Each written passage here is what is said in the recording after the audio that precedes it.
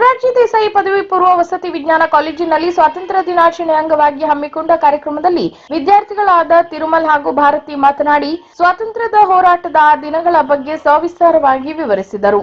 ಇನ್ನು ಅತಿಥಿಗಳಾಗಿ ಆಗಮಿಸಿದ್ದ ಉಂಚಳಿಯ ಮಾಜಿ ಗ್ರಾಮ ಪಂಚಾಯತ್ ಅಧ್ಯಕ್ಷರಾದ ದೇವೇಂದ್ರ ನಾಯ್ಕ ಕಲ್ಲಿ ಅವರು ವಿದ್ಯಾರ್ಥಿಗಳಿಗೆ ಮೊರಾರ್ಜಿ ವಸತಿ ಕಾಲೇಜುಗಳ ಶಿಕ್ಷಣದ ಮಹತ್ವವನ್ನು ತಮ್ಮ ಬಾಲ್ಯದ ಬಡತನದ ಶಿಕ್ಷಣದೊಂದಿಗೆ ಹೋಲಿಕೆ ಮಾಡಿ ಮನವರಿಕೆ ಮಾಡಿದರು.